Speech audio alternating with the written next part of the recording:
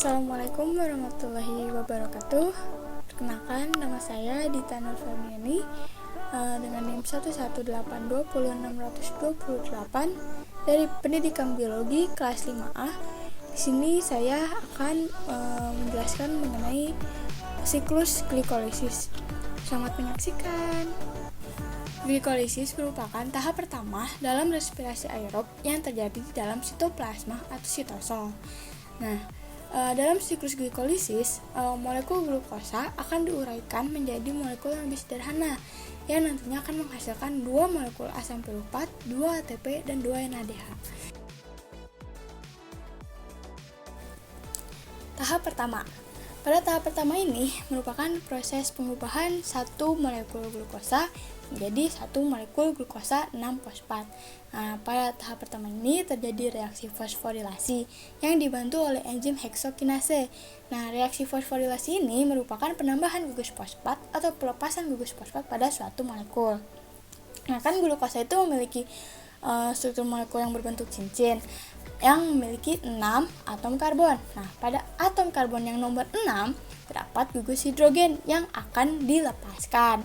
Lalu, pada molekul glukosa 6-fosfat akan ditambahkan atom fosfat yang berasal dari ATP. Nah, karena yang ATP itu kan adenosin trifosfat. Setelah satu fosfatnya terikat dengan glukosa untuk ditambahkan itu, maka menjadi adenosin difosfat. Lalu, atom fosfat tersebut akan berikatan dengan atom karbon nomor 6 sehingga molekul yang dihasilkan itu dinamakan glukosa 6-fosfat.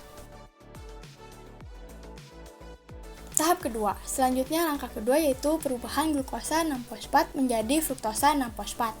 Reaksi yang terjadi pada tahap ini yaitu reaksi isomerisasi yang dikatalis oleh enzim fosfoglukoisomerase. Nah, reaksi isomerisasi ini berasal dari kata isomer yang berarti satu senyawa yang memiliki rumus kimia yang sama tetapi strukturnya itu berbeda.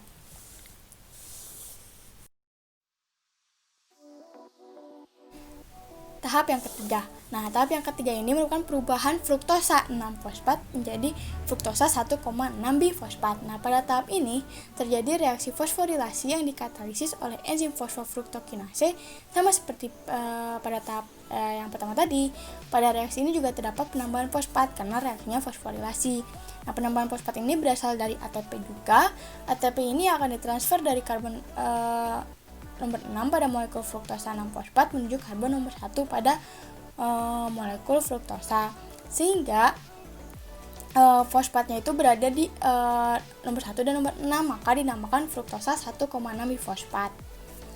Nah, dengan adanya penambahan fosfat di nomor 1 dan nomor 6 ini sehingga berada pada ujung yang berlawanan, maka fruktosa 1,6-bifosfat ini itu nantinya akan siap dipecah menjadi gula yang berkarbon 3 untuk di tahap yang selanjutnya. Tahap yang keempat. Nah, pada tahap ini terjadi reaksi lisis yang dikatalis oleh enzim aldonase. Nah, molekul fruktosa 1,6-bifosfat tadi yang sudah siap untuk dipecah menjadi gula yang berkarbon 3 yaitu dihidroakseton fosfat dan gliseraldehid 3-fosfat. Nah, antara molekul dihidroaseton fosfat dan gliseraldehid 3-fosfat ini itu merupakan isomer. Isomer itu kan tadi satu sama lain yang mana rumus kimianya itu sama tetapi strukturnya saja yang berbeda. Nah, pada bagian ini tuh terdapat enzim isomerase yang nantinya berperan untuk mengubah dihidroksiaseton fosfat dan gliseraldehid 3-fosfat sehingga terjadi reaksi reversibel atau reaksi yang bolak-balik.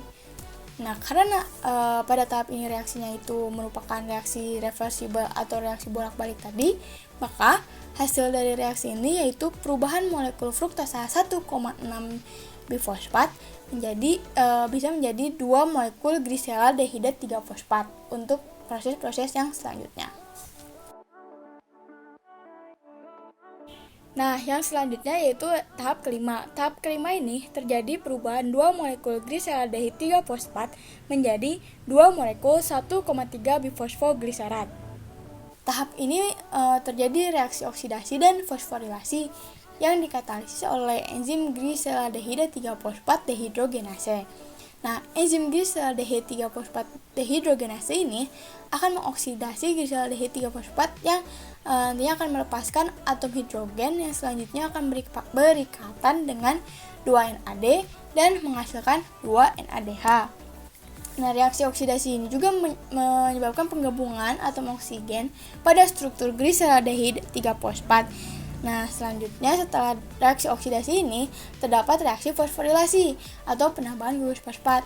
Namun, pada tahap ini fosfatnya itu tidak berasal dari ATP seperti tahap-tahap yang sebelumnya, melainkan fosfatnya itu berasal dari fosfat inorganik yang sudah tersedia dalam sitosol. Nah, maka produk yang dihasilkan pada tahap ini yaitu 1,3 bifosfogliserat karena pada atom karbon nomor 1 dan nomor 3-nya terikat gugus fosfat.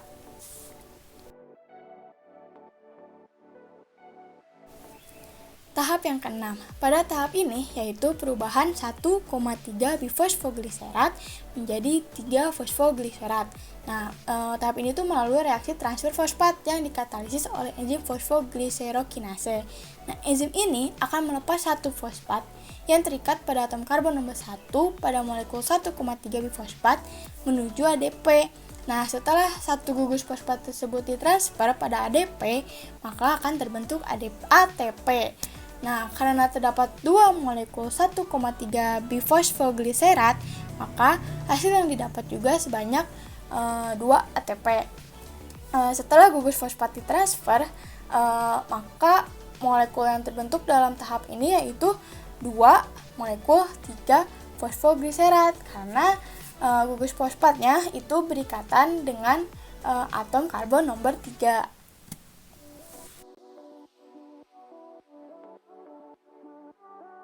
Tahap yang ketujuh.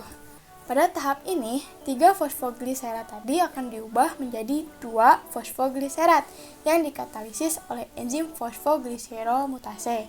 Nah, pada tahap ini terjadi reaksi relokasi fosfat, atau bisa juga reaksi isomerisasi. Nah, enzim fosfogliseromutase ini akan merelokasi fosfat pada atom karbon nomor 3, dipindahkan menuju atom karbon nomor 2. Nah, H pada karbon nomor 2 akan dilepas pada karbon nomor 3, jadi bertukar gitu dan berikatan dengan O, dan fosfat akan bertukar dengan atom H tadi tersebut.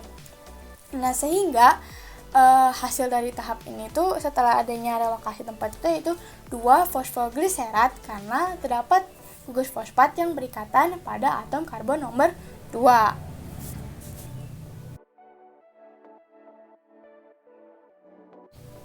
Tahap yang ke-8. Pada tahap ini, 2 fosfogliserat akan diubah menjadi fosfoenol pirufat. Nah, terjadi reaksi dehidrasi yang dikatalisis oleh enzim enolase. Karena terjadi reaksi dehidrasi, maka ada pelepasan air atau pelepasan H2O. Nah, pada atom karbon nomor 2 yang terdapat H dan atom karbon nomor 3 yang terdapat gugus hidroksil atau H akan dilepaskan sehingga terjadi penggabungan menjadi H2O. Setelah terjadinya pelepasan molekul air tersebut, maka terbentuklah fosfoenol pirufat. Jadi pada tahap ini melepaskan 2 molekul air dan menghasilkan 2 fosfoenol pirufat.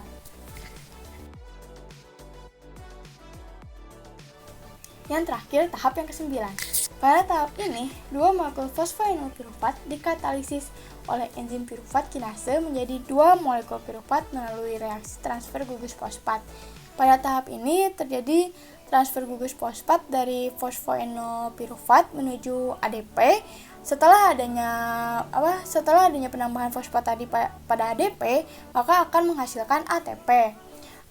Dengan begitu terjadi perubahan struktur yang menghasilkan 2 molekul asam pirufat. Jadi, hasil akhir dari siklus glikolisis ini yaitu 2 molekul asam pirufat, 2 ATP, dan 2 NADH. Sekian penjelasan dari saya. Atas perhatiannya, saya ucapkan terima kasih. Assalamualaikum warahmatullahi wabarakatuh.